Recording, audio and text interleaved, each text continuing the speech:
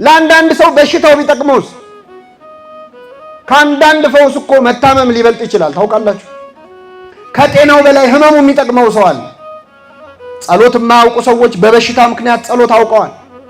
ቤተ ክርስቲያን መሳለም የማይፈልጉ ሰዎች በበሽታ ምክንያት ጠበል ቀጂ ሆነዋል። ቆመው አስተባባሪ በዚህ ጋር ትሄጂ በዚህ ጋር ትሄድ የሚሉ ማለት ነው አገልጋዮች ሆነዋል። ለእነዚህ ሰዎች መታመማቸው ጎዳቸው ጠቀማቸው? ጠቀማቸው። ዳባትም እንዲረጭቶ ቢፈውስ በሰማይ ፈውሰሃል ተብሎ አይጸድቅም። ታውቃላችሁ? ምክንያቱም ፈውስ የማን ነው? የእግዚአብሔር ነው። በራሱ ኃይል አልፈወሰውም። ስለዚህ አንተ ይህን ያህል በሽተኛ ፈውሰሃል ተብሎ አይጸደቅም። ይህን ያህል በሽተኛ ጠይቀሃል ተብሎ ግን ይጸደቃል? አይጸደቅም? አይገርማችሁ? ከመፈወስ በላይ መጠየቅ ያጸድቃል። በጠበልም ብንድን ያለ ጠበልም ብንድን ግን የሚያድነን ማን ነው? እግዚአብሔር ነው። ደግሞ ይህን ስናገር ጠበል መጠመቅ የማይወዱ ሰዎች ደስ ይላቸው። አንደኛ እግዚአብሔር በፕሮግራም አይፈውስም። አሁን ማለት እግዚአብሔር ከፈለገ ይፈውሳል፣ ከፈለገ አይፈውስም። ፈዋሽ ማን ነው? የእግዚአብሔር የሥራ ጊዜ አለው የለውም? ዘወትር አርብ ከ12 ሰዓት ከ45 እስከ 1 ሰዓት ከ20 ይፈውሳል እግዚአብሔር። እንደዚህ አይነት ክርስትና የለም። እየገፉት እኮ ነው አይፈወሱም እንጂ። ስንት ሆድ ቁርጠት ያለበት ሰው፣ ስንት ራስ ምታት ያለበት ሰው ክርስቶስን ምን እያለው ነው? እየተጋፋ ነው የማንፈወስ ሰዎች አለ። ከበነው ጠዋትና ማታ ሳንለየው ሌሎች መተው ሲፈወሱ እኛ እንፈወስ። ክርስቶስ የተሸከሙንን በተራ እንድንሸከም ይፈልጋል። እዚህ መሃል ሁላችንም የሆነ የተሸከመን አካል አለ። የተሸከመችንም ቤተክርስቲያናችንን መሸከም ይጠበቅብናል። እችን ሀገር እኮ ቤተክርስቲያን ተሸክማታለች ታውቃላችሁ። ግን ኢትዮጵያ በተራዋ ተሸክማታለች ለማለት በጣም ያስቸግራል። ባይሆን ማገዶ እያረገቻት ነው። አልጋውን ሰባብራ ብዙ ነገር እያረገች ነው።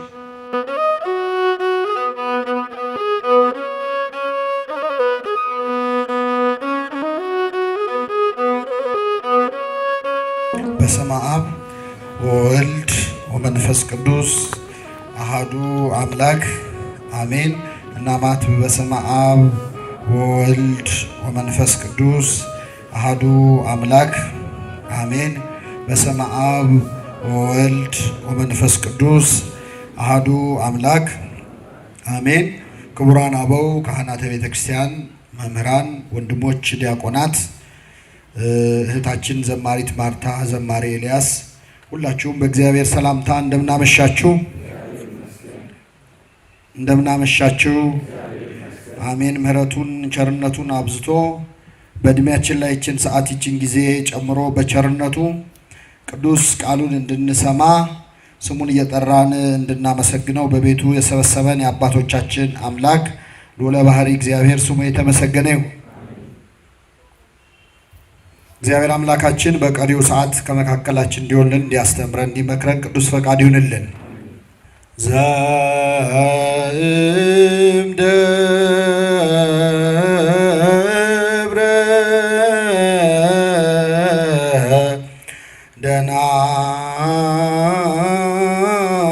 ደናግል ዘእምደ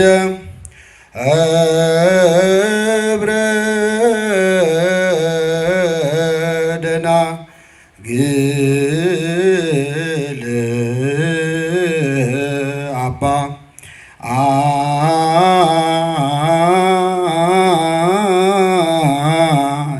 ኤልያስ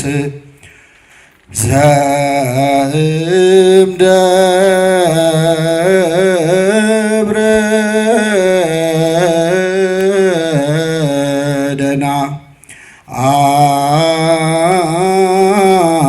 ደናግል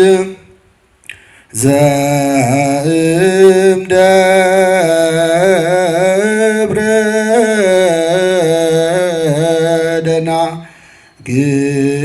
ደናግል አባ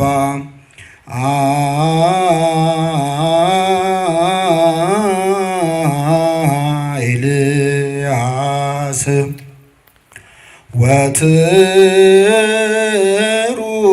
ወትሩፈ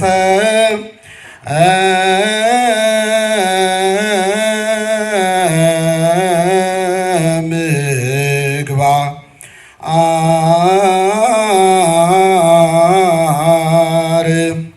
ዘውገ ሙሴ ወገብረ ክርስቶስ ወትሩፈ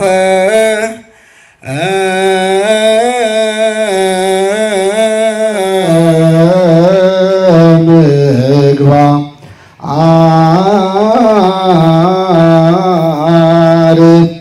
ዘውገ ሙሴ ወገብረ ክርስቶስ። ይህን ዜማ ለቤተ ክርስቲያናችን የሰጠ አምላክ ስሙ የተመሰገነ ይሁን። በነገው ዕለት ከምናስባቸው ከጻድቁ አባታችን ከአቡነ አረጋዊ ከአቡነ ገብረ መንፈስ ቅዱስ በረከት ረድኤት ያሳድርብን። እንደ እግዚአብሔር ፈቃድ በተከታታይ እንማረዋለን ብለን ያሰብነውን ትምህርት ዛሬ እንጀምራለን። አብይ ርዕሳችን ኢየሱስ ክርስቶስ ያነጋገራቸው አንዳንድ ሰዎች የሚል ይሆናል። ጌታችን መድኃኒታችን ኢየሱስ ክርስቶስ በዚህች ምድር ላይ በተመላለሰበት ጊዜ በግል ያናገራቸው ሰዎች አሉ። ለብዙ ሕዝብ አስተምሯል። ለብዙ ጉባኤ ተናግሯል። በምኩራብ መጽሐፍ ገልጦ መጽሐፉን አብራርቶ ተናግሯል። በአንጻሩ ደግሞ አምላካችን ኢየሱስ ክርስቶስ እንግዲህ ገና ጾሙን ስንጀምር ዘወረደ ብለን ነው አይደል የጀመርነው። ራሱን ዝቅ ያደረገ ከሰማይ ወደ ምድር የወረደ አምላክ ነው እና ከሰማይ እንደመውረዱ ለመውረድ አይቸገርም። በጣም ከእያንዳንዱ ሰው ጋር ለመነጋገር እኛ እዚሁ ምድር ላይ ሆነን ነው መውረድ የሚከብደን አይደል? አንዳችን ለአንዳችን። አምላካችን ግን ለአንድ ግለሰብ፣ ለአንዲት ሴት፣ ለአንድ ወንድ ጊዜ ሰጥቶ ቁጭ አድርጎ ያናገራቸው ችግራቸውን የፈታላቸው ብዙ ሰዎች አሉ። በተለይ በዮሐንስ ወንጌል ላይ እንደዚህ አይነት ብዙ ነገሮች ይበዛሉ እና ክርስቶስ ያነጋገራቸው አንዳንድ ሰዎች በሚል ርዕስ በተከታታይ እንማራለን። እግዚአብሔር አምላካችን በቸርነቱ እንዲያስተምረን ቅዱስ ፈቃድ ይሁንልን። የዛሬውን የመጀመሪያ ትምህርት በአጋጣሚ ይህ ሳምንት መጻጉዕ ስለሆነ ክርስቶስና መጻጉዕ በሚል ርዕስ እንማራለን። መጻጉዕ ማለት በሽተኛ ማለት ነው። በግዕዙ ጸጋአ ከሚለው ግስ ነው የተገኘው። መታመምን፣ በሽታን የሚያሳይ ታሪክ ነው። በዚህ ስፍራ ክርስቶስ ከአንድ በሽተኛ ጋር ያደረገውን ነገር በዛሬ ትምህርታችን እናያለን። ከዛ ወደ ኋላ ተመልሰን ዮሐንስ ወንጌል ምዕራፍ 3 ላይ ኒቆዲሞስን እናገኛለን። ምዕራፍ 4 ላይ ሳምራዊቷን ሴት እናገኛለን። አሁን ምዕራፍ 5 ነው። ከዛ ስንሄድ ደግሞ ያቺ ዘማዊቷ ሴት ልትወገር የነበረችውን ሴት ከመወገር ከመሞት ያዳነበትን ታሪክ እናገኛለን። እንዲህ እያልን እንግዲህ እግዚአብሔር እንደፈቀደልን እንማራለን። ሳምንት ስትመጡ ሁላችሁም መጽሐፍ ቅዱሳችሁን ይዛችሁ ከየተቀመጠበት ፊት ለፊት ያው ሁሌ ስለምታነቡ ፊት ለፊት አስቀምጣችሁታል። ከፊት ለፊት ይዛችሁ ነው። እግዚአብሔር አምላካችን በሰላም እንዳስጀመረ ትምህርቱን በሰላም ያስፈጽመን። ከዚህ በኋላ የአይሁድ በዓል ነበረ። ኢየሱስም ወደ ኢየሩሳሌም ወጣ። በኢየሩሳሌምም በበጎች በር አጠገብ በዕብራይስጥ ቤተሳይዳ የምትባል አንዲት መጠመቂያ ነበረች። 5 መመላለሻ ነበረባት። በእነዚህ ውስጥ የውሃውን መንቀሳቀስ እየጠበቁ በሽተኞች፣ ዕውሮች፣ አንካሶችም ሰውነታቸውም የሰለለ ብዙ ሕዝብ ይተኙ ነበር። አንዳንድ ጊዜ የጌታ መልአክ ወደ መጠመቂያይቱ ወርዶ ውሃውን ያናውጥ ነበርና እንግዲህ ከውሃው መናወጥ በኋላ በመጀመሪያ የገባ ከማናቸውም ካለበት ደዌ ጤናማ ይሆን ነበር። በዚያም ከ38 ዓመት ጀምሮ የታመመ አንድ ሰው ነበረ። ኢየሱስ ይህን ሰው ተኝቶ ባየ ጊዜ እስካሁን ብዙ ዘመን እንዲሁ እንደነበረ አውቆ ልትድን ትወዳለህን? አለው። ድውዩም ጌታ ሆይ ውሃው በተናወጠ ጊዜ በመጠመቂያይቱ ውስጥ የሚያኖረኝ ሰው የለኝም፣ ነገር ግን እኔ ስመጣ ሳለሁ ሌላው ቀድሞኝ ይወርዳል ብሎ መለሰለት። ኢየሱስም ተነሳና አልጋህን ተሸክመ ሂድ አለው። ወዲያውም ሰውየው ዳነ፣ አልጋውንም ተሸክሞ ሄደ ይላል። ስለ ቃሉ አምላካችን ስም የተመሰገነ ይሁን። አምላካችን ኢየሱስ ክርስቶስ ከዚህ በኋላ ይላል የአይሁድ በዓል ነበረ። ኢየሱስም ወደ ኢየሩሳሌም ወጣ። የማን በዓል ነበረ? የአይሁድ በዓል ነበረ። እንግዲህ የአይሁድ በዓል የተባለው የፋሲካ በዓል ነው። እንግዲህ አይሁድ ፋሲካን ያከብሩ ነበር። አይሁድ ፋሲካ የሚያከብሩት አሁን እኛ የምናከብረውን አይነት ፋሲካ አይደለም። ፋሲካ ማለት መሻገር፣ ማዕዶት፣ መተላለፍ ማለት ነው። ስለዚህ እስራኤላውያን ከግብፅ ባርነት ነፃ የወጡበትን ቀን በየዓመቱ እንዲያከብሩ እግዚአብሔር አዟቸው ነበር። ኦሪት ዘጸአት ምዕራፍ 12 እና ምዕራፍ 14 ላይ ታነቡታላችሁ። የበግ ደም አፍሰው በሩን መቃኑን ጉበኑን ቀብተው ሰውተው ያንን በልተው ከግብፅ ባርነት እግዚአብሔር ነፃ አወጣቸው። ካወጣቸው በኋላ ያንን ቀን በየዓመቱ ያከብሩት ነበር። ምን እያሉ? ፋሲካ እያሉ መሻገር ከግብፅ መከራ ወደ ነፃነት የተሻገርንበት ዕለት እያሉ በየዓመቱ ያከብሩ ነበር። አምላካችን ኢየሱስ ክርስቶስ እዚህ ምድር ላይ ሰው ሆኖ በመጣበት በተገለጠበት ጊዜ ከሕፃንነቱ ጀምሮ ሕግ ጠባያዊም ሕግ መጽሐፋዊም ጠበቀ ይላል። የተፈጥሮን ሕግ ጠብቋል። የተፈጥሮ ሕግ ማለት 9 ወር ተጸንሶ እንደማንኛውም ሕፃን 9 ወር ሙሉ በጽንስ ቆይቶ ከዛ መወለድ፣ ቀስ በቀስ ማደግ፣ ሁሉን ነገር ፈጽሟል ክርስቶስ። ይህ ሕግ ጠባያዊ ይባላል፣ የተፈጥሮ ሕግ ማለት ነው። ሕግ መጽሐፋዊ ደግሞ ብዙ ነው። አንዱ ፋሲካን ማክበር ነው። አምላካችን ኢየሱስ ክርስቶስ ፋሲካን ያከብር ነበር።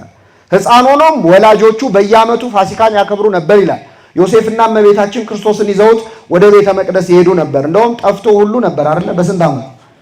በ12 ዓመቱ ጠፍቶ ነበረ ይላል። ክርስቶስ ከተጠመቀ በኋላ ደግሞ 4 ፋሲካዎች እናገኛለን።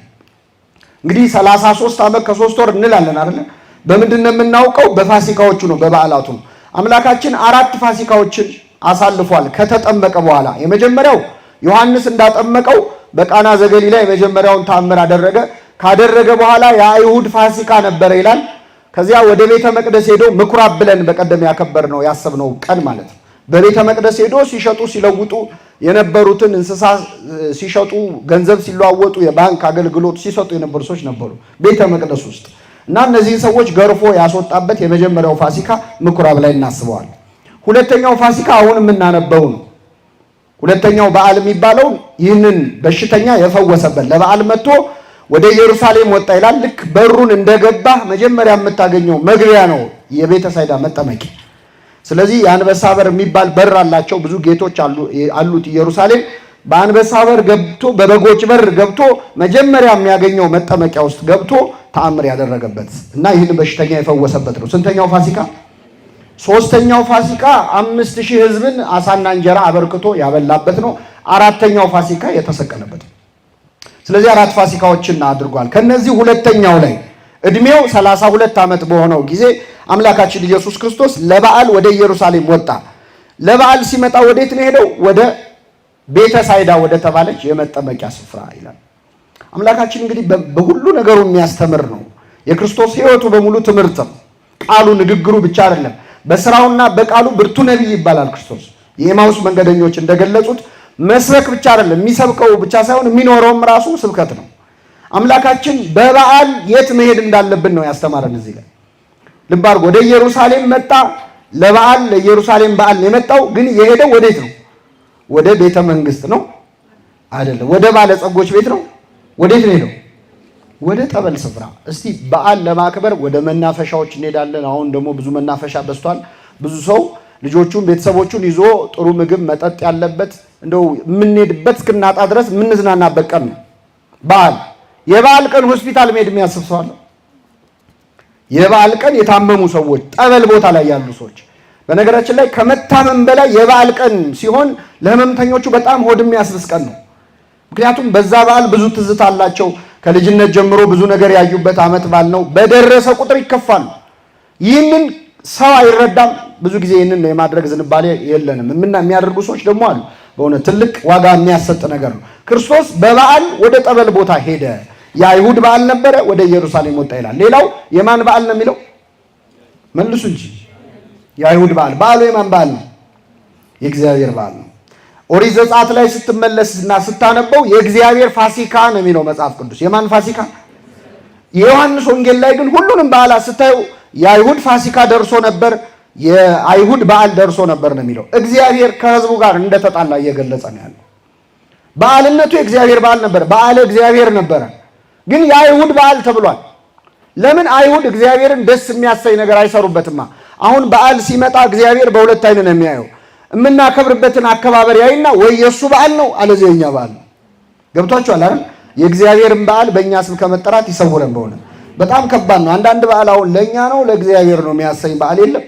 አንድ ሰው በቃ እንደው ካለ ልክ ሲበላ ከጠዋት ጀምሮ ከተፈሰከበት ከእኩለ ሌሊት ጀምሮ፣ ያው እኛ የጾም ሰዓት ነው እንጂ ማንጠነቅቀው የፍስክ ሰዓት ታውቃላችሁ፣ ስትሪክት ነው። ሰዓት አይቶ ነው ሰው የሚበላው አይደለ?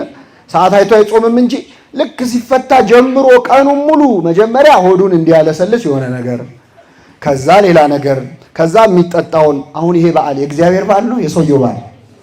የሰውየው ለራሱ ነው እያከበረ የእግዚአብሔር በዓል። አንዳንዴ እግዚአብሔር ከኛ ጋር ሲጣላ እንደውም ምን ይላል መሰላችሁ? ትንቢተ አሞጽ ላይ በዓላችሁን ጠልቼዋለሁ፣ ዓመት በዓላችሁንም ተጸይፌዋለሁ ይላል። በዓሉ እኮ የእግዚአብሔር በዓል ነው፣ ግን ዓመት በዓላችሁን ተጸይፌዋለሁ። ኧረ በጣም የሚከብድ ሌላ ቃል ደግሞ እዛው ላይ አለ።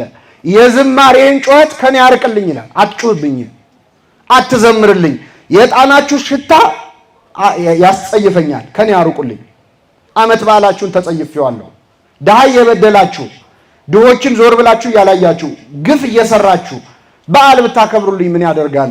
ዓመት በዓላችሁን ተጸይፌዋለሁ። ጾምንም ሲጸየፍ እናገኘዋለን። እግዚአብሔር በእውኑ እኔ የመረጥኩት ጾም ይህ ነውን ይላል።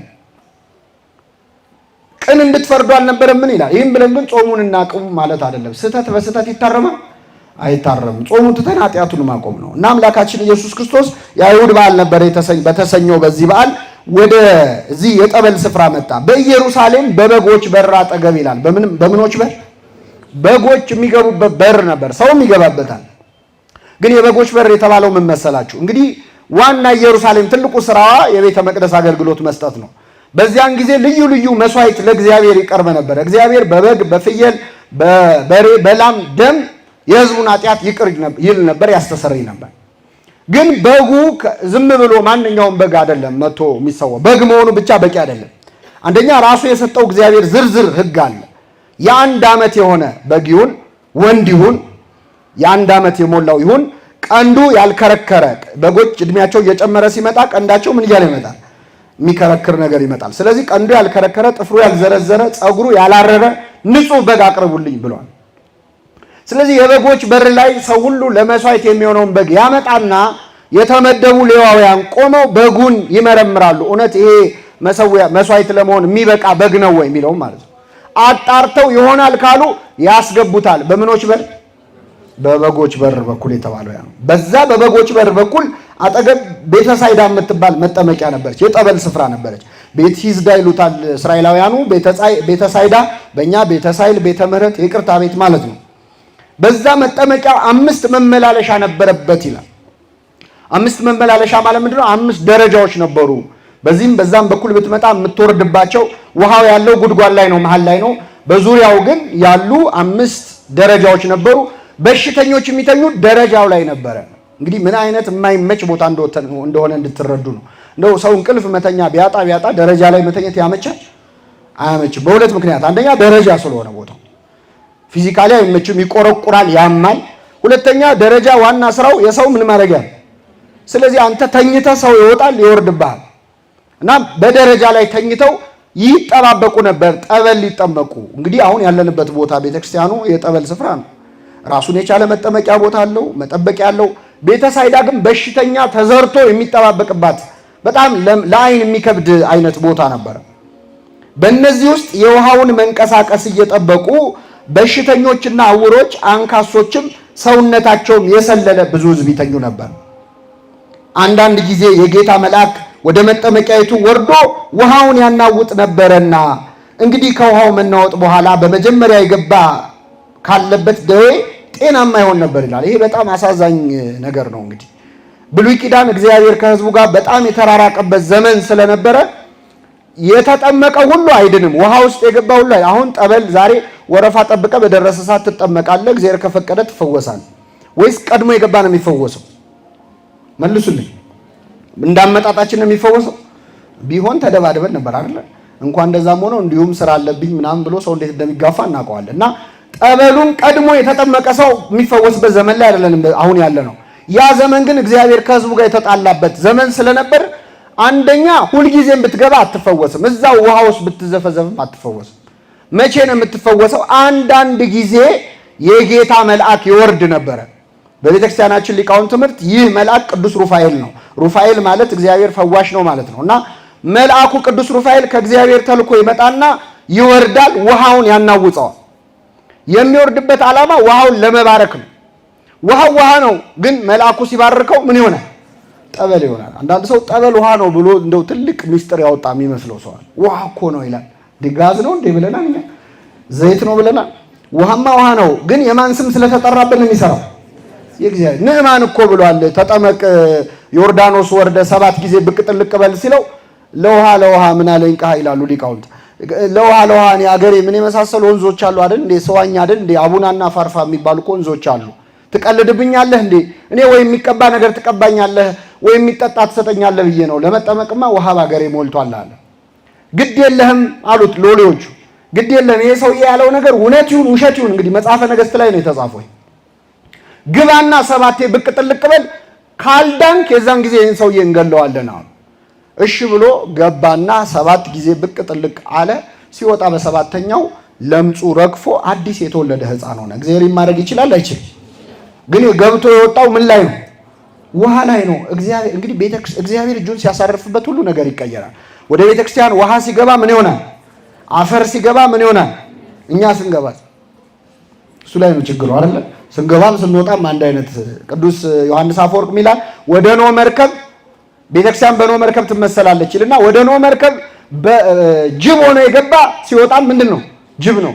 ተኩላ ሆኖ የገባ ተኩላ ነው። ወደ ቤተክርስቲያን ግን ጅብ ሆነው ገብተው በግ ሆነው የሚወጡ ሰዎች አሉ። ሆዳም ሆኖ ገብቶ ጾመኛ ሆኖ የሚወጣ ሰው የለም።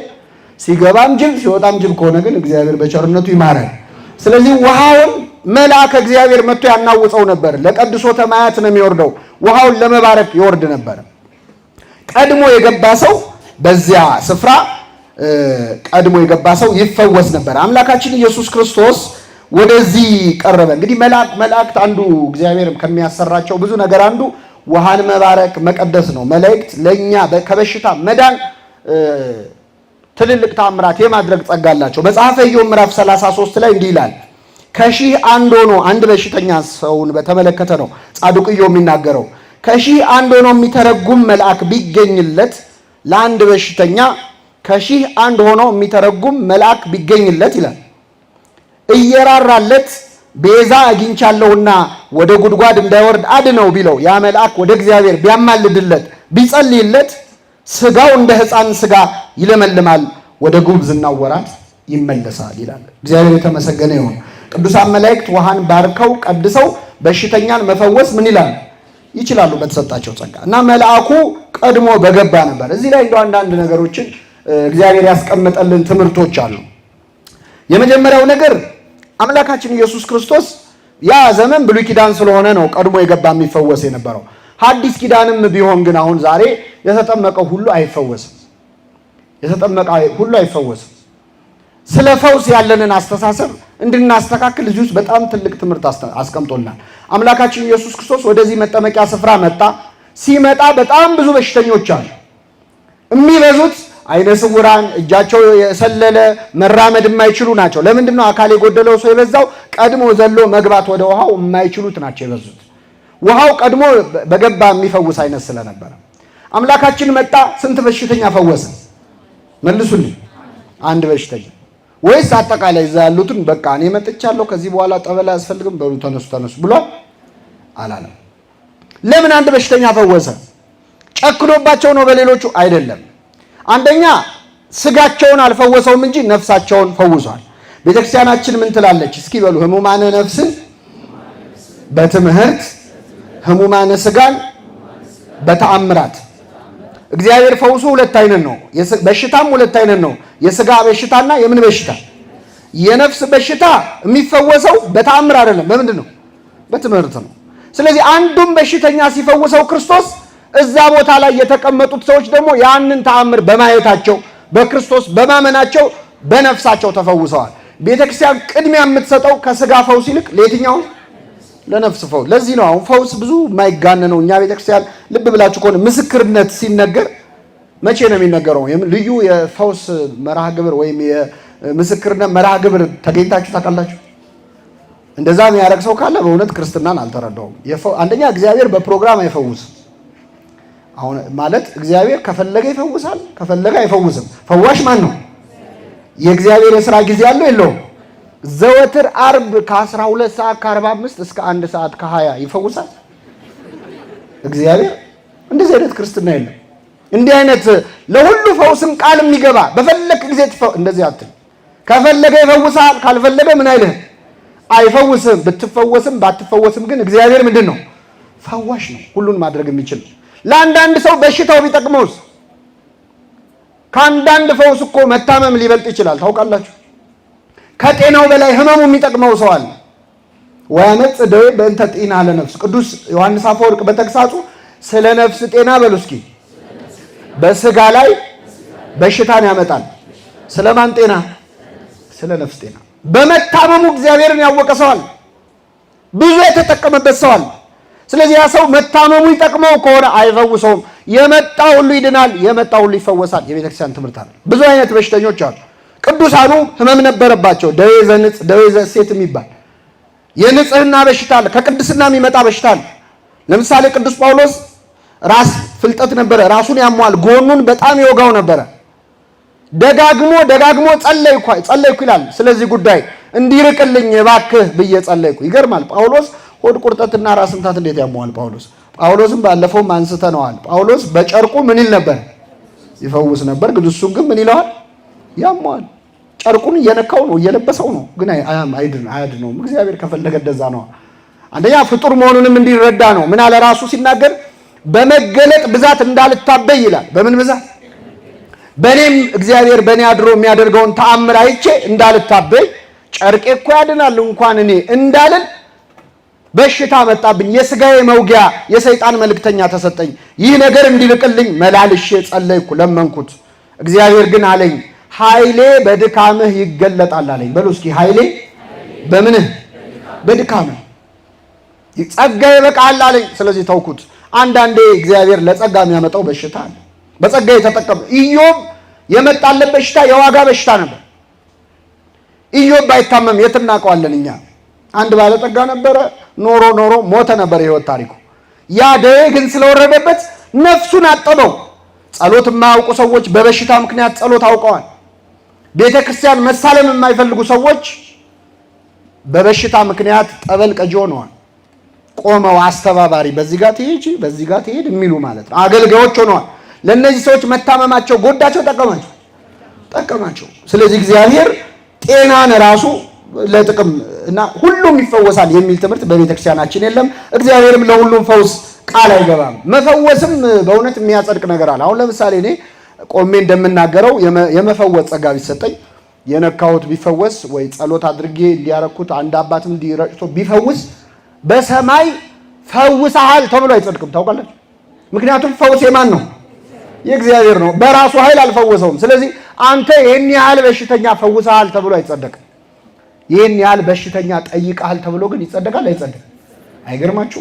ከመፈወስ በላይ መጠየቅ ያጸድቃል።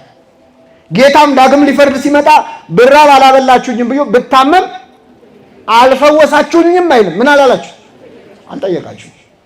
ምክንያቱም እጅን ጭነህ ከምትፈውሰው በላይ አንድም በሽተኛ ሄደህ አይዞ እግዚአብሔር ይማረህ ብለህ አብረው መቆየት ማጽናናት፣ እሱ ነው የበለጠ ለነፍሳችን ዋጋ የሚሰጠን። ይህን በማድረግ በእውነት የሚገኘውን ጸጋ ለመጠቀም ያብቃል። ፈውሶ አይጸደቅም። አምላካችንም ይህንን አላለም። ይህም በሽተኛ ለማንኛውም 38 ዓመት ወደተኛበት ወደዚህ የህመም ቦታ ቆየ። መጣለት ክርስቶስ። ስንት ዓመት? 38 ዓመት። እርግጠኛ ነኝ ብዙ ሰው እዚህ 38 ዓመት አልሞላንም እዚህ ያለነው እና የአንድ ሰው እድሜ የብዙዎቻችንን እድሜ ያህል ነው የኖረው ታሞ ማለት 38 ቀን መተኛት እንዴት ነው የሚያስጠላው? ለ38 ቀን እንኳን ካልጋ አለመነሳት በጣም ከባድ ነው። ይሄ ሰውዬ ከዚያ በፊት ቢያንስ ወጣት ሊሆን ይችላል። ለምን ካላችሁ ክርስቶስ ኃጢአት ሰርቶ እንደታመመ ተናግሯል። የዚህ ሰውዬ የበሽታው ምክንያት ኃጢአት ነው። በምን አወቅን? ምን አለው? አሁን ድስ ድናሃል፣ የሚበልጥ ነገር እንዳይደርስብህ ከዚህ በኋላ ደግመህ ኃጢአትን አትስራ አለው። ደግመህ ምንን አትስራ? ስለዚህ ከዚህ በፊት ኃጢአት ሰርቷል አልሰራም? ድሮ ሰርቷል ማለት ነው። ስለዚህ ለዚህ በሽታ የሚዳርግ ምክንያት ነበረ ማለት ነው። ኃጢአት ሰርቶ ነበረ። ኃጢአት የሚሰራበት እድሜ ላይ ደርሷል ማለት ቢያንስ እንግዲህ 12 ዓመት አልፎት ነበር የዛን። ስለዚህ እሱ ላይ 38 ጨምሩበት። 38 ዓመት ሙሉ አልጋው ላይ ተጣብቆ ቁጭ ብሎ ነበር። ጌታ ሲወለድም አልጋ ላይ ነበር ይሄ ሰውዬ።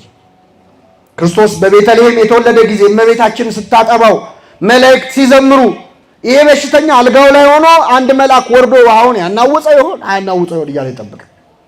ክርስቶስ አድጎ 32 ዓመት ሆኖት ሲመጣ ይሄ በሽተኛ ባልጋው ተኝቶ ነበር።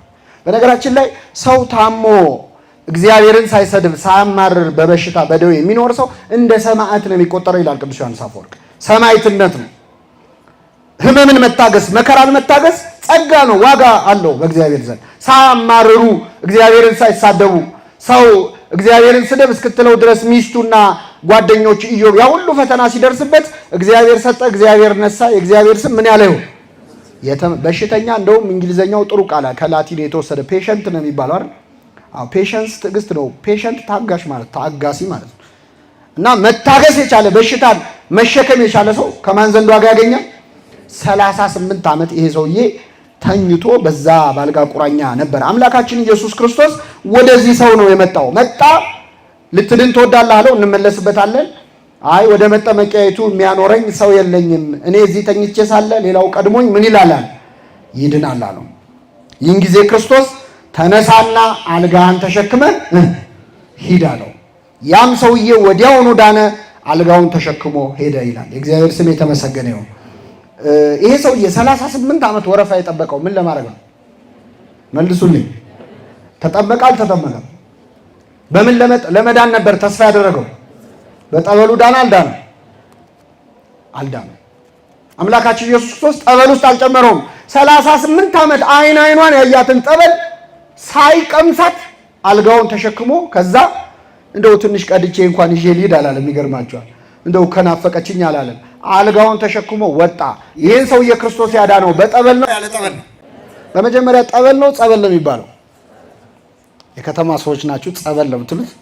ጸበልም ጠበልም የሚምታታብን በምን ምክንያት መሰላችሁ? ክርስቶስ አንድን አይነ ስውር የዮሐንስ ወንጌል ላይ ፈውሶት ነው። ጸበል ማለት በግዕዝ ትቢያ ማለት ነው፣ አፈር ማለት ነው። ጠበል ደግሞ ውሃው ነው። አንድን አይነ ስውር ግን ሊያድነው ፈለገና ምራቁን መሬት ላይ እንትፍ አለ እና ጭቃ ለወሰ፣ አፈር ለወሰ። አፈር በግዕዝ ምንድን ነው ብያቸዋል? ትቢያው ምንድን ነው? ጸበል ነው። ከዛ ለወሰና አይን ሰራለት፣ አያየ መጣ። ይሄ ሰው የዳነው በጸበል ነው በጠበል ነው?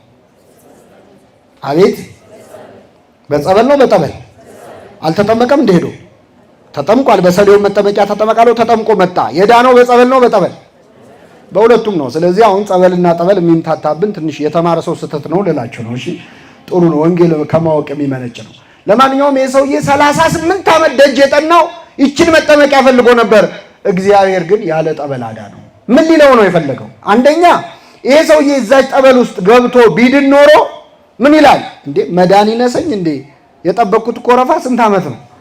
እኔ ያልዳንኩኝ ማን? እንደዚህ እንላለን እኮ አንዳንዴ። መጀመሪያ አርግልኝ እንለውና እግዚአብሔር ሲያደርግልን ለነገሩ እኔም እኮ እንላለን። ተማሪ ፈተና ሊደርስ ሲል ከጉድ አውጣኝ ይላል። እንደው አደራህን ጌታዬ ይላል። እግዚአብሔር ረድቶት ጥሩ ከሰራ ለነገሩ እኔ እኮ ቤዛ አለኝ ይላል። ጥሩ ትምህርት ቤት ነው የተማአትሉ። እንደዛ እንዳይል ሰበብ እንዳያገኝ አይኗን እያያት የነበረችውን ጠበል እያሳየው እሱ ግን እንዲሁ ፈወሰው። በጠበልም ያለ ጠበልም እግዚአብሔር መፈወስ ይችላል አይችልም? አንድ በሉ። ሁለተኛ ለዚህ ሰውዬ እግዚአብሔር ከዚች መጠመቂያ ውጭ ሌላ መንገድ ያለው አይመስለውም ለማዳን። በቃ እዛ ውስጥ ገብተህ ካልተነከርክ አትድንም ነው የእሱ ጭንቅላት የሚያስበው። ስለዚህ ከአምልኮ ምንም አልቀረውም፣ ሌላ መፍትሄ ያለ አይመስለውም። እቺ ውሃ ብቻ ነች አዳኝ የምትመስለው። እግዚአብሔር መጣና ውሃዋን የፈጠርኳት እኔ ነኝ፣ እሷን ሳትነካ እኔ ላድንህ እችላለሁ ብሎ ያለ ጠበል አዳነው። በጠበልም ብንድን ያለ ጠበልም ብንድን ግን የሚያድነን ማን ነው? እግዚአብሔር ነው። ደግሞ ይህን ስናገር ጠበል መጠመቅ የማይወዱ ሰዎች ደስ ይላቸው እኮ ይላሉ። እኔም ለዚህ እኮ ነው። እኔ ድሮም ጠበል ደስ አይለኝም። የዛሬው መምህር ደግሞ በደንብ ተናገረ ካላችሁ የመጽሐፍ ቅዱስ ሙሉ መጽሐፍ ነው። ሌላ ጥቅስ ልጨምርላችኋል። እውር ሆኖ የተወለደውን ሰው ግንባር ብቻ ሆኖ ነው የተፈጠረ የነበረው አይደል? አገኘው። ከዛ እሱን ምን አለው? ጭቃ ለወሰ፣ አይን ሰራለት። ከዛ ሄደ በሰሊሆም መጠመቂያ ምን በል ተጠመቃለው። አይነ ስውር ሰው ገደል ሄደ ተጠመቅ ይባላል? ዝም ብሎ መፈወስ ይችላል አይችልም? ክርስቶስ እየቻለ እማያየውን ሰው ወደ ጠበል ላከው። እግዚአብሔር ያሳያችሁ። ክርስቶስ ጠበል ተጠመቁ ይላል ለካ። አንዳንድ ሰው ጠበል ስንል እግዚአብሔርን ክርስቶስን አታውቁም የሚል የዋህ ሰው አለ። አረ ጌታ ራሱ ጠበል ተጠመቁ ይላል። አድራሻው ሁሉ ይጠቁማል። ሂድና በሰሊሆም መጠመቂያ ምን በል ተጠመቅ። ያ ሰውዬ ቃል ባጠገቡ ያገኘው በእጁ የዳሰሰው ማን ነው? ክርስቶስ ነው። እንዴ ጌታ ሆይ አንተ እያለ የምን ጠበል የምን ዙሪያ ጥምጥም ነው? እዚሁ አድነኝ እንጂ አላለም። እሺ ብሎ ሄደ። ጠበል ባያስፈልግ ኖሮ ይህንን አይነ ስውር ሰው ወደ ጠበል ምን አይለውም ነበር። አሁን ተመልከቱ ክርስቶስ ምን እያስተማረን እንዳለ። ጠበል ቦታ ያለውን ሰውዬ ያለ ጠበል አዳነው። ከጠበል ውጭ ያገኘውን ሰውዬ ደግሞ ወዴት ሂዳለው? በጠበልም ብንድን ያለ ጠበልም ብንድን የሚያድነን ማን ነው? እግዚአብሔር። የየሰው እምነቱ የተለያየ ነው። አንዳንድ ሰዎች አሁን ሕክምና ልትሄድ ስትል ሲያዩ እነሱ ጠበል መጠመቅ በጣም እምነት ኖሯቸው ተጠምቄ ነው ምንድነው የሚሉ ከሆኑ ይታዘበዋል።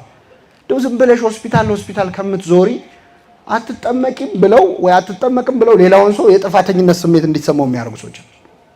እግዚአብሔር ግን እንደዚህ አላለም። ለሁላችንም የሚፈውሰን እንደየእምነታችን። ሕክምና ለምሳሌ ኃጢአት ነው ማለት አይደለም። ሕክምና የራሱ የእግዚአብሔር ፍጥረት ነው። እግዚአብሔር ለኛ የሰራው መፍትሄ ነው። ቅዱስ ባስልዮስ የተባለው ሊቅ ምን ይላል መሰላችሁ? አዳምና ሔዋን ከገነት ሲባረሩ የቁርበት ልብስ አለበሳቸው እግዚአብሔር ይላል። የምን ልብስ? የቁርበት ልብስ። ሕክምናም ከዛ የተለየ አይደለም ይላል። ከድቀት በኋላ የሰው ልጅ ከወደቀ በኋላ በሽታ ደዌ እንደሚኖርበት የታወቀ ነው። ስለዚህ ለሰው ልጅ ድካም የሚሆን መፍትሄ አበጀለት። ስለዚህ ሕክምና ማለት አዳምና ሔዋን ከወደቁ በኋላ ከለበሱት ቁርበት ምንም አይለይም ይላል። መጽሐፈ ሲራክ ደግሞ ይህን በደንብ ግልጽ አድርጎታል። ላንብብላችሁ። ሲራክ 38 ላይ እርሱን እግዚአብሔር ስለመረጠው ጌትነቱም እንደ እጁ ስራ ነውና ባለመድኃኒትን አክብረው ይላል። ምንን አክብረው? ሐኪምን አክብር። ሕይወት ከእግዚአብሔር ዘንድ የሚገኝ ሲሆን ድርጎውን ከንጉሥ ይቀበላል። ባለመድኃኒትን በጥበቡ ያከብሩታል፣ በመኳንንቱም ዘንድ ይመሰገናል ይልና እግዚአብሔር መድኃኒትን ከምድር ፈጥሯልና አዋቂ ሰው ባለመድኃኒትን አይንቀውም ይላል። እግዚአብሔር መድኃኒትን ከምን ፈጥሯል? ስለዚህ ሐኪም ቤት ሄደን ስንታከም የሚያክመን ዶክተርን ከአፈር የፈጠረው ማን ነው? ዶክተሩ የሚሰጠንን ኪኒን ከቅጠል የፈጠረው ማን ነው? ስለዚህ ያዳነን ማን ነው? በሕክምናም ብንድን በጠበልም ብንድን ምንድነው? በማን ኃይል ነው? በእግዚአብሔር። ሌላው እግዚአብሔር በጥቂትም በብዙም ማዳንም ይችላል። አሁን ጠበል ሲጠመቅ አንዳንድ ሰው ብዙ ቀን መጠመቅ ዓመት ተጠምቄ ድናለሁ ሊል ይችላል። አንዳንድ ሰው ደግሞ አረ 2 ቀን ከተጠመቅ 3 ቀን ይበቃኝ 1 7 ይላል። አንዳንድ ሰው ጠበል ጠጣ ሲባል በክዳኑ ስጡኝ የሚል የለም፣ በትንሹ የሚበቃኝ የሚል ሰው አለ። አንዳንድ ሰው ደግሞ የምን በክዳኑ በጀሪካን ቁጭ አድርጎ ፀሐይ የሞቀ 10 ሊትር ሲል ንቅል አድርጎ ያወጣልኛል የሚል ሰው አለ። በጥቂትም በብዙም ግን የሚፈውሰን ማን ነው? ለምን አበዛሽ ይሄን ሁሉም ለምን ትጠጫለሽ ብሎ አይጠይቅም እግዚአብሔር። በትንሽ እድናለሁ የሚለውን በትንሽ ያድነዋል፣ በጥቂትም በብዙም ማዳን ለእግዚአብሔር አይቸግረውም ይላል። አንዳንድ ሰው ቅዳሴ ጠበል ሲቀዳለት ሙላው እንጂ ምን ትሰስታለህ ይለዋል አይደል? አሁን ካንተ አይወሰድብህ እስቲ ጨምረው ይለዋል። አንዳንዱ ደግሞ በቃ ይላሉ ገና ጠብ ሲል። ይሄ እኮ ወንጌልም ላይ ያለ ነው። ያቺ ሴት እዚህ ላችኋል ጨርቁን ብነካ ድናለሁ አለች። ምኑን ብነካ? ቢነካኝ አይደለም ክርስቶስ ቢያየኝ አይደለም እፍ በልብኝ ዳሰኝ እያሉ ነው ሌሎች የዳኑት። እሷ ግን ምኑን ብነካ? ጨርቁን ብነካ። መጣች ጨርቁን ነክታ እሷ በሰላም ልትሄድ ነበር። ደሟ ቀጣለ ወዲያው። ከዛ ኃይል ከኔ ወጥቷል አለ ክርስቶስ። እንዴ ጌታ ሆይ ብዙ ሰው እየተጋፋ አይደል የዙሪያህን እየገፉት እኮ ነው አይፈወሱም እንጂ።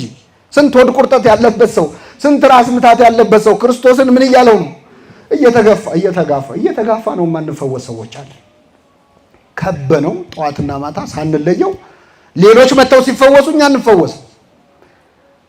ጨርቁን ነክታ። ጨርቁ ምንድነው? ትንቢተ ኢሳይያስ ምዕራፍ 6 ላይ የልብሱን ዘርፍ መቅደሱን ሞልቶታል ይላል። የመቅደሱን በር እንዲዳሰው የሚድኑ ሰዎች አሉ። መቅደሱ ውስጥ ቆሞ የማይድን ሰው ደግሞ አለ። ውስጥ ሆኖ እያገለገለም አይድን አለ። ይቺ ሴት ብነካው ድናለሁ አለች። ከሷ ትንሽ ያሉ ያነሱ ሰዎች ሲነካኝ ነው የምድነው፣ ጌታ ሆይ አንተ ዳሰኝ ያኔ ድናለሁ የሚሉ ሰዎች አሉ። ከሁለቱም ደግሞ የሚበልጥ አለ። እኔም አልዳስስህም አንተም እንዳትዳስሰኝ፣ እንደውም እኔ ያለሁበት ቦታ አንተ እንዳትመጣ ቃል ብቻ ተናገር ልጄ ምን ይላል? የባሰ አይደለም ይሄ? እዛ ሆነ ተናገር፣ ደዌ ላንተ ምን ነው? እኔ እንኳን በስሬ ሎሌዎች አሉኝ፣ አገልጋዮች አሉኝ። ና ስለው ይሄዳል፣ ሂድ ስለው ይሄዳል፣ ና ስለው ይመጣል። በሽታ ላንተ ምንህ ነው? ውጣ ብትለው ይወጣል፣ ግባ ብትለው ይገባል። ቃል ብቻ ተናገር ልጄ ምን ይላል? ይፈወሳል። ከቤቴ ጣራ በታች ልትገባ አይገባኝም። ከምኔ በታች? ከጣራ በታች። አንዳንድ ሰዎች ደግሞ ጣራውን ገንጥለው በሽተኛ ይዘው የሚገቡም አሉ። የሉም? ወንጌል ላይ አለ። ከቤቴ ጣራ በታች መግባ አትገባም ሳይሆን ጭራሽ ጣራውን ገንጥለን ከገባን የምታድነው። ሁሉንም እንደየእምነቱ ግን የሚፈውሰው ማን ነው? አያችሁ፣ ድካማ እስመ አንተ ተአምር ድካሙ ለሰብ ይላል። የሰውን ድካሙን አንተ ታውቃለህ። እንደየድክመትህ ንዝህላልነታችን እያየ በተኛበት የሚፈውሰው አለ፣ ሄዶ የሚፈውሰው አለ። በማንኛውም መንገድ ግን ብንፈወስ የሚፈውሰን ማን ነው? እግዚአብሔር። ይህን ሰውዬ ቀረበው ክርስቶስ። በሽተኛ እንዴት መጠየቅ እንዳለበትም አሳየን። መጣና ምን አለው? ልትድን ትወዳለህን አለው። በሽተኛን ስንጠይቅ በትህትና መጠየቅ እንዳለብን እና ግልጽ እና በጣም አጭር ጥያቄ። እኔ አንዳንዴ በሽተኛ ሊጠይቅ ሄዶ ወይ መድኃኒት አያዝለት ብቻ ዝርዝሩን የሚጠይቅ ሰዋል። መቼ ነው የጀመረሽ ብሎ መቼ ነው የጀመረ? በዚህ ጊዜ። ከዛ እንዴት ሆነ? እንዲታከምኩ። ከዛ ምን አሉሽ? ሰውየው ከበሽታው በላይ በቃ ሆዱ ቆስሎ ሲያወራ ማለት ሲያብራራ። በዛ ላይ ህመምተኞች ደግሞ ከህመሙ በላይ ጸባያቸውም ህመሙ ራሱ በጣም ጸባያቸውን ይለውጠዋል። ክርስቶስ በጣም በትህትና ነው የቀረበው። በሽተኛን በትህትና ማናገር የሚችል ሐኪም ነው። ቀርቦ ምንድን ነው ያለው? ላድን ትፈልጋለህ አላለውም። እስኪ በሉ ልትድን ላድንህ አይደለም። ምን ልትድን። እኔን እኮ ብታምነኝ አድንህ ነበረ፣ ያው አታምንብኝም እንጂ አላለው። እኔ እኮ እንዲህ ነኝ አለ። ስለ ማንነቱም አልተናገረውም። እኛ ብንሆን አሁን የመፈወስ ጸጋ ያለን ብንሆን በሽተኛ ብናገኝ እንዴት ነው የምንሆንበት? ከመፈወሳችን በፊት ራሱ አይደለም ለመፈወስ ሰዎች። እኔ ትራፊክ አሁን ሰው ሲቀጣ ይቼ ነው የመጣሁትና ከቅጣቱ ሁኔታው ማለት ጎርደድ ብሎ አንድ ሁለቴ በቃ ማለት ሲኦል የሚጨምርህ ነው የሚመስለው።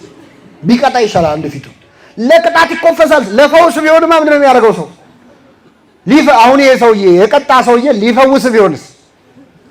ተውት። አምላካችን ልትድን ትወዳለህን አለው። ላድንህ አላለውም። እኔ እኮ አምላክ ነኝ፣ በሽታ እኮ ለእኔ እኮ ተራ ነገር አላለም። ልትድን ትወዳለህን አለ። ክርስቶስ ለበሽተኛው የሚራራ የሚገርማችሁ ከሙያ እዚህ መሀል ሐኪሞችም አላችሁ እርግጠኛ ነኝ። ከሙያዎች የተጠራባቸው ብዙ ሙያዎች አሉ። አንዱ ሐኪም ነው ክርስቶስ ሐኪም ነው። እኛ በሽተኞች ነን። ኃጢአት በሽታ ነው። ለምንድን ነው ክርስቶስ ሕክምናን ለሱ ሰጥቶ ራሱን ባለመድኃኒት ብሎ የጠራው? ሐኪሞች በሽተኛቸውም እንዴት እንዲያዩ እንደሚፈልግ ነው። አንተ አንድ እዚህ መሀል ሐኪም ካለ አንድ ሐኪም በሽተኛውን እንዴት ነው ማየት ያለበት ካላችሁ ክርስቶስ እሱን እንደሚያየው ነው። እንደ ኃጢአተኛነትህ እንደሚያይህ፣ አንተ ኃጢአትን እንደሚታገስህ። በነገራችን ላይ ክርስቶስ እንደ ሕክምና ነው ትምህርቱም ወንጌሉም። አንዳንዴ ተግሳጽ ምናምን እየተባለ ሰው የሚያቆስል ነገር መናገር አይገባም በወንጌል ስም። ምክንያቱም ቅዱስ ዮሐንስ አፈወርቅ ምን ይላል መሰላችሁ? ወመገስጽ ይህ ይኩን ከመማዕትም ወጽኑ ቃል። የሚገስጽ ሰው የሚሰብክ ሰው ወንጌልን አይቆጣ፣ በጣም ቃሉ ጭካኔ የተሞላበት ጽኑ ቃል አይሁን። ታዲያ ምን ይሁን ይልናም ይላል መሰላችሁ? ቁስል እንደሚፈውስ ሐኪም ይሁን ይላል። ምን እንደሚፈውስ? ቁስል የሚፈውስ ሰው መድኃኒት ሲያደርግ እፍ እያለ መድኃኒቱ ቢያቃጥልም እፍ እያለ በሽተኛውን አዝኖ እንደሚፈውስ እንደዛ አድርጎ ይፈውስ ይላል። ክርስቶስ እንደዛ ነበር። ማንንም በክፉ ቃል ሰብሮ አያውቅም ጌታ። ምን ይላል? አይጮህም፣ በአደባባይ ድምፁን የሚሰማ የለም። እንዲያውም ይላል የተቀጠቀጠ ሸንበቆ አይሰብርም ነበር ክርስቶስ። ሸንበቆ ከተቀጠቀጠ ወዲያ መስበር ቀላል ነው፣ እሱ ግን አይሰብርም። የሚጤስ የጧፍ ክር አያጠፋም ነበር። ምን ማለት ነው? በኃጢአት ተቀጥቅጦ ሊወድቅ የደረሰን ነፍስ ክርስቶስ በንግግር አይጎዳውም።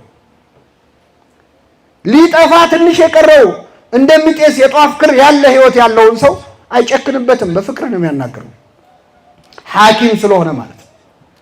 እና በሕክምናውም ዘርፍም በሌላም ዘርፍ መጨካከል እንደሌለብን በሚያሳይ መንገድ ራሱን መድኃኒት አድርጎ ባለመድኃኒት አድርጎ ክርስቶስ ገልጿል። ቀርቦ በትህትና ጠየቀ። ሐኪሞች እንግዲህ ሐኪም ደግሞ ሲባል ይኸውላችሁ አንዳንዴ ሐኪሞች በተለይ በድራማ ምናምን ላይ በቴሌቪዥን የምናያቸው ሐኪሞች ደግሞ አሉ ዝም ብለው የሚያገጡ የሚስቁ ለበሽተኛ።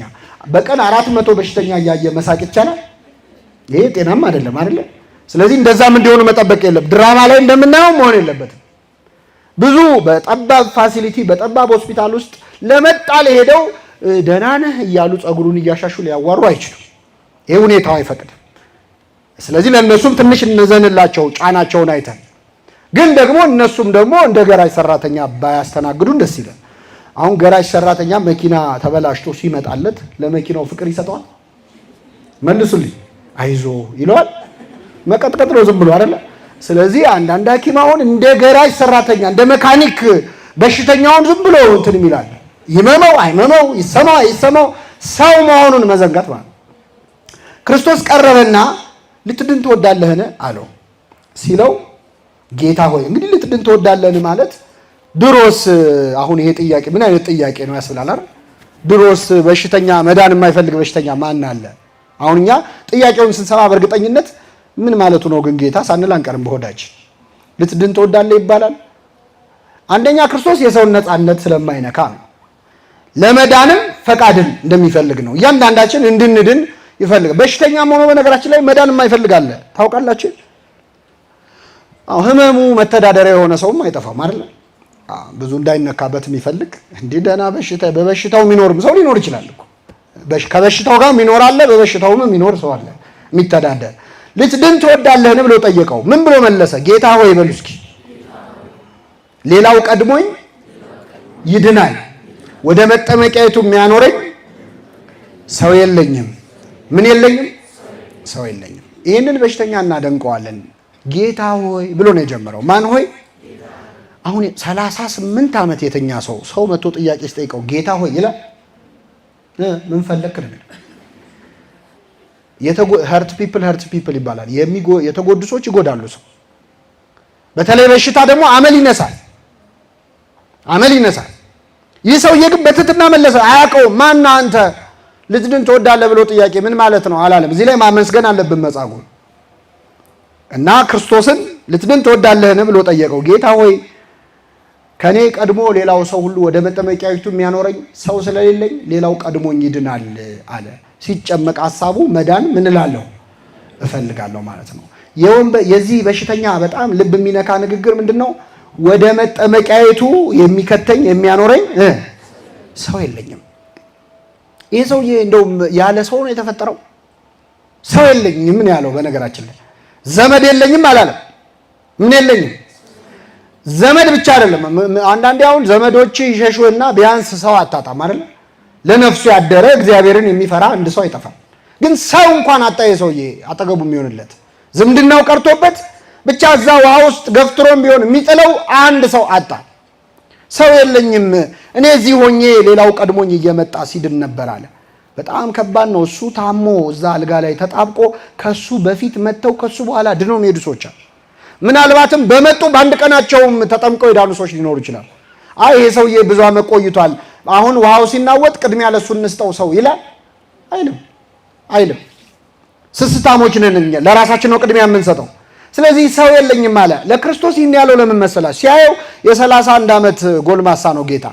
ስለዚህ ምናልባት እሱ እዚህ ጸንቶ ከቆየ እሱ ራሱ ውሃ ውስጥ ይጨምረኝና እድናለሁ፣ አለዚያም ብዙ ሺህ ተከታይ ስላለው ከተከታዮቹ አንዱን በላንተ እዚህ ቆይና ይሄ ሰውዬ ውሃው ሲናወጥ ጠብቀ ገፍትረ ከተተው እና ይፈወስ ይልልኛል ብሎ አስቦ ሰው የለኝም አለ።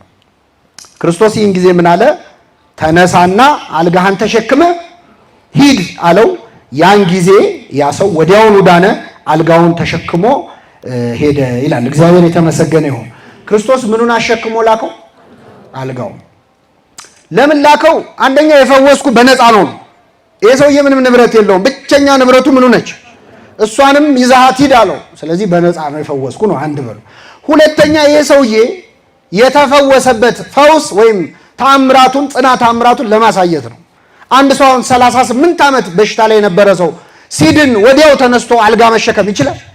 አይችልም። ትንሽ እስኪያገግም ያዞረዋል። ትንሽ መለማመድ፣ እግሩም ብዙ ዓመት እንትን ስላለ ትንሽ ይታሻል። እና ሐዋርያ ጌታ ይህን ሰውዬ ሲፈውሰው ቆይ መጀመሪያ እግርህን ታሽተ ብሎታል። ተነሳና አልጋህን ተሸክመ ሂድ አለው።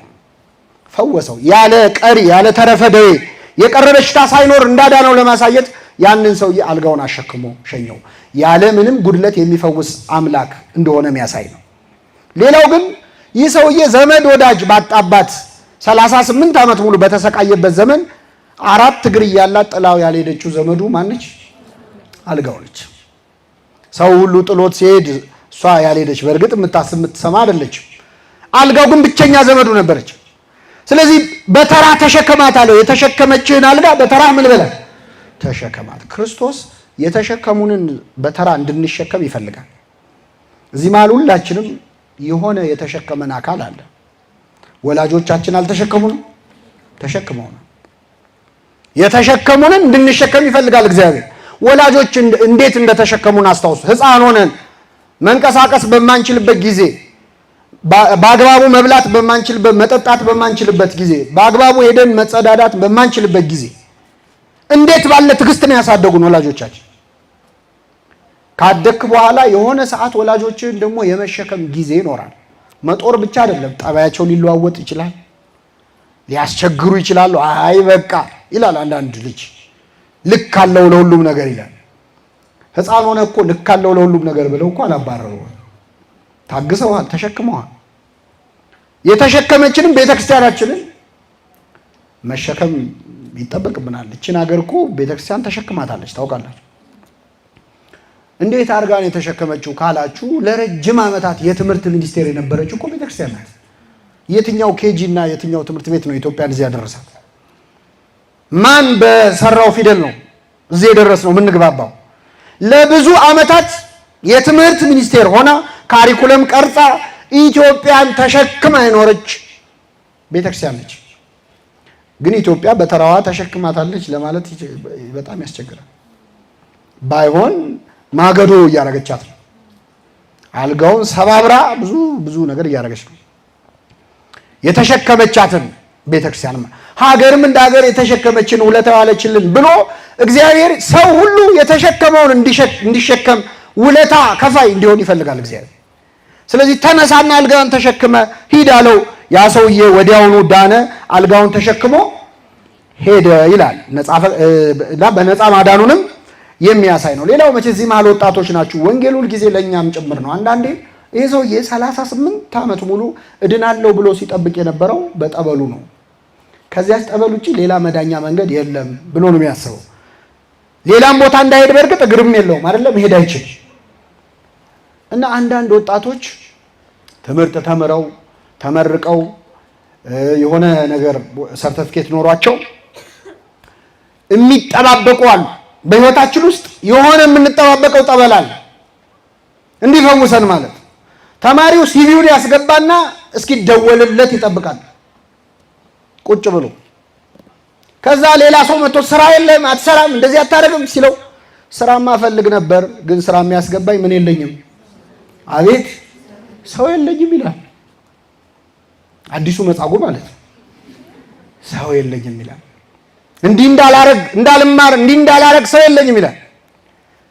እና ደህና መካሪ ካገኘ ምንድነው መባል ያለበት? ተነሳና አልጋን አንጥፈ ከቤት ምን በል። አንዳንድ ኦፕሽኖች ይኖራሉ። ይሄ ሰውዬ እኮ እግር ስለሌለው ነው። አንተ ለምንድነው ጠበሉን የምታየው ቁጭ ብለህ? በህይወት ሌላ አማራጮች ሊኖሩ ይችላሉ። ለምን እድሜ ትጨርሳለህ? በዛች መንገድ ብቻ አይደለም ስራ ሊሰራ የሚችለው። ሌላ የህይወት አማራጮች አሉ፣ የህይወት መንገዶች አሉ። እስቲ ዞር ዞር ብለህ መጻጉዕ መውጣት እየፈለገ እንዳይሄድ እግር ይዞት ነው። አንተ እግር እያለ ለምን ካልጋ ጋር ትቆያለህ? ተወኝ እባክህ ሰው የለኝም ማለት እንደሌለብንም የሚያሳይ ነው። መጠመቂያው ላይ ብቻ ማፍጠጥ አያስፈልግም፣ መወሰን አለበት። መጻጉዕ ተነሳና አልጋን ተሸክመ ሂድ ሲባል ያ ሰውዬም ወዲያውኑ ድኖ ተነሳና አልጋውን ተሸክሞ ሄደ። አንድ አሁን 38 ዓመት እግሩ ሽባው ነው የኖረ ሰው ተነሳ ብትለው ምንድን ነው የሚለው? ትቀልድብኛለህ እንዴ? እኔ እኮ ፈልጌ ያመጣሁት ነገር አይደለም። መነሳት ብፈልግ እኔ አልነሳም እንዴ? እንዴት ነው የምነሳው? ማሳመን ሰውየውን ተነስ ለማለት ለማሳመን በጣም ረጅም ጊዜ ይፈጃል። ይሄ ሰውዬ ጌታ ካረገለት ተአምር በተጨማሪ እሱ አምኖ መነሳቱ ራሱ አንድ ነገር። ተነሳ ሲባል እኔ ልነሳ አላል።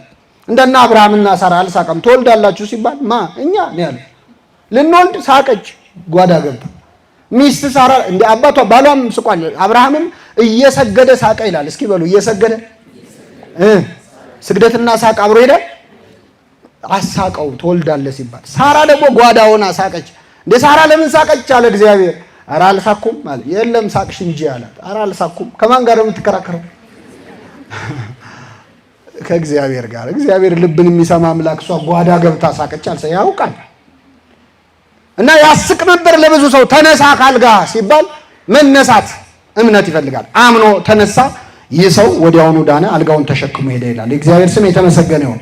2 ነጥቦች እናንሳና የዛሬ ትምህርታችንን እናበቃለን። ይህ ሰውዬ አልጋውን ተሸክሞ ሲሄድ አይሁድ በጣም ተበሳጩ። መቼስ እንደ አይሁድ በጣም አስገራሚ ፍጥረት የለም። አልጋውን ተሸክሞ የሄደበት ቀን ሰንበት ነበረ። ምን ነበረ? ሰንበት። ያም ቀን ሰንበት ነበር። ስለዚህ አይሁድ ይላል የተፈወሰውን ሰው ሰንበት ነው፣ አልጋ ልትሸከም አልተፈቀደልህም አሉት። እስቲ እግዚአብሔር ያሳያችሁ።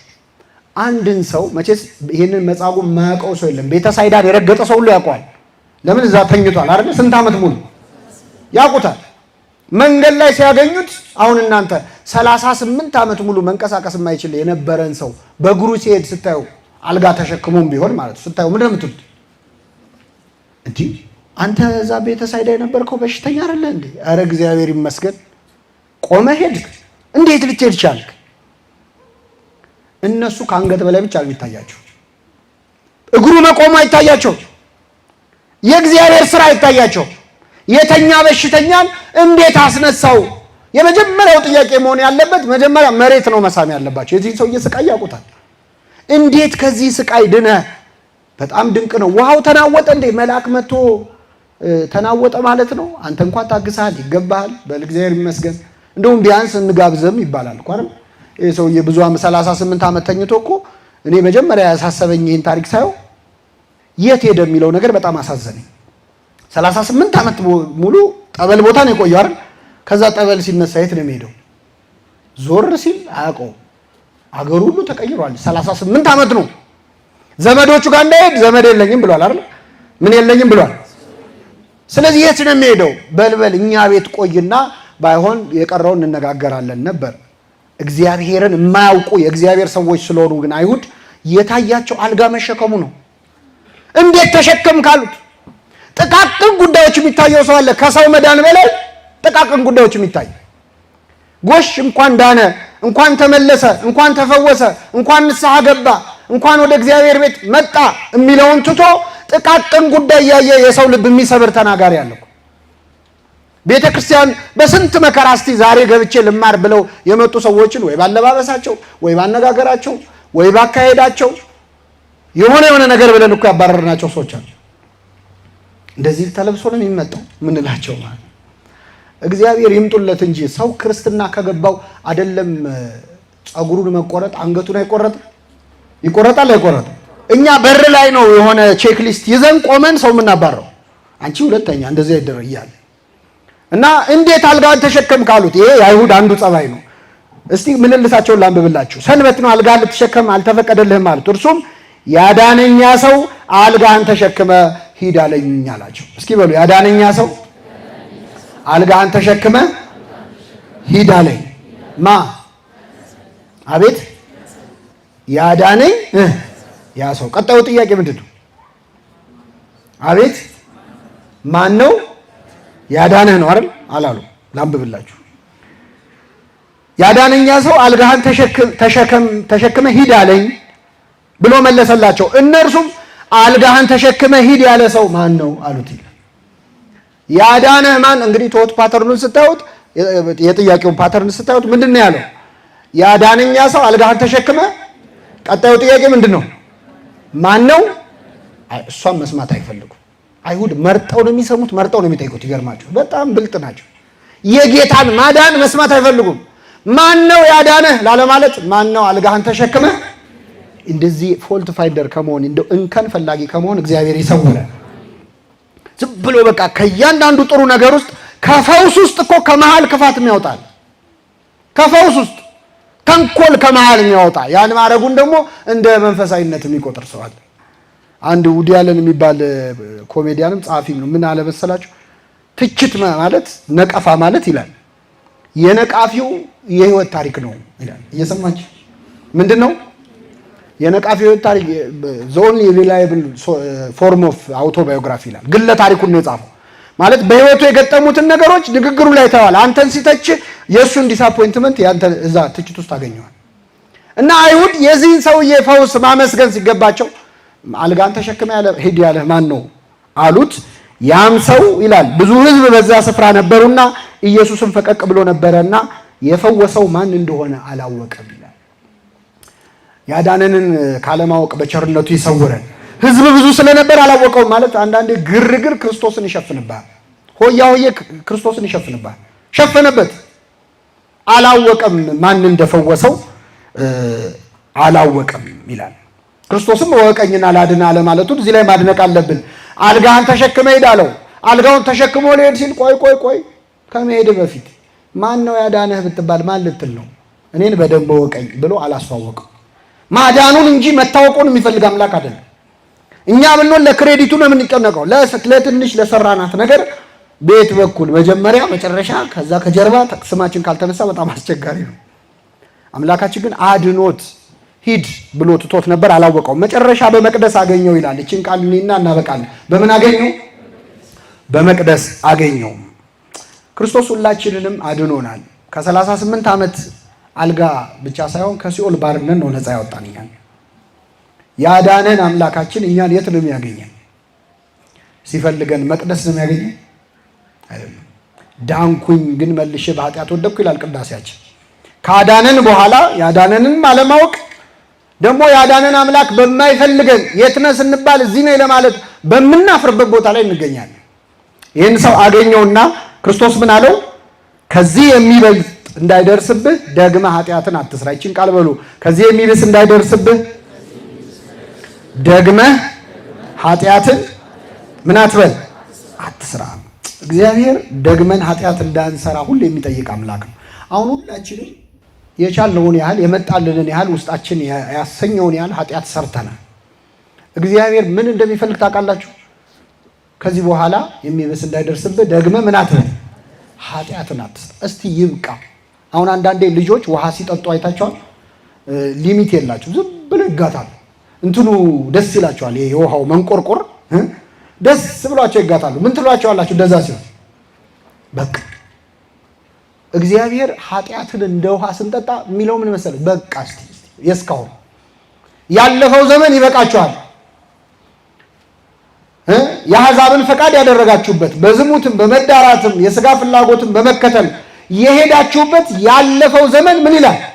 ይበቃል። እስቲ ደግመ ኃጢአትን አትስራ። አሁን በሰራው ኃጢአት የምታፍር የምትሸማቀቅ ከሆነ እግዚአብሔር አንድ ነገር ነው የሚለው፣ እስቲ አትድገመው። እሺ አንዴ አድርገዋል አይደል? በቃ እኛ ግን አንዴ ገብቼበታለሁ። አሁን ልክ ጾም ላይ ለምሳሌ ሰው ተሳስቶ የሆነ ነገር ይበላል አይደል?